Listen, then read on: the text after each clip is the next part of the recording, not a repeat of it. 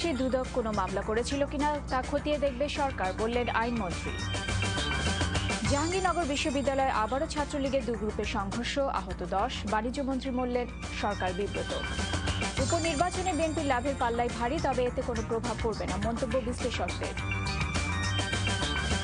বোরোর bumper ফলন আশা করছে উত্তরাঞ্চলের কৃষক, তবে আবারও আর্থিক ক্ষতির আশঙ্কা।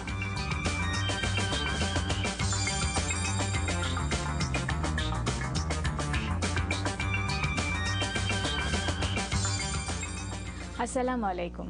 আমন্ত্রণ এনটিভির সন্ধ্যার খবরে। আমি Rumana Yasmin Chowdhury. National bank limited শিরোনাম শুনছিলেন।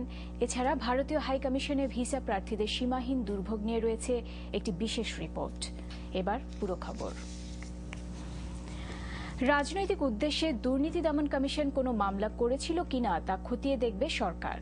মামলা পরিচালনা করতে গিয়ে যে খরচ হয়েছে তাতে অপব্যবহার হয়েছে কিনা তাও খুঁজে দেখা হবে। এসব কথা জানিয়ে আইনমন্ত্রী ব্যারিস্টার শফিক আহমেদ বলছেন, এসব করা ঠিক হয়নি ভেবেই হয়তো হাসান মাসুদ চৌধুরী পদত্যাগ করেছেন। বিস্তারিত বদরুদ্দোজা বাবুর রিপোর্টে। বিগত তত্ত্বাবধায়ক সরকার আমলের পুরো সময়টাতে দুর্নীতির মামলা হয়েছে 1200-এরও বেশি, যার মধ্যে দুর্নীতি দমন কমিশনই করেছে প্রায় 500।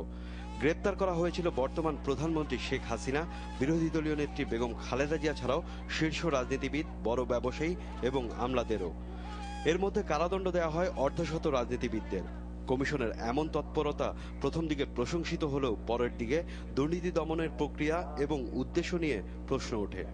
মামলা যেগুলো পেন্ডিং আছে সেগুলো যদি দেখা যায় যে রাজনৈতিক উদ্দেশ্য সাধনের জন্য মামলাগুলো করা হয়েছে বা গণতন্ত্রকে একটু এমন পর্যায়ে নিয়ে যাওয়ার জন্য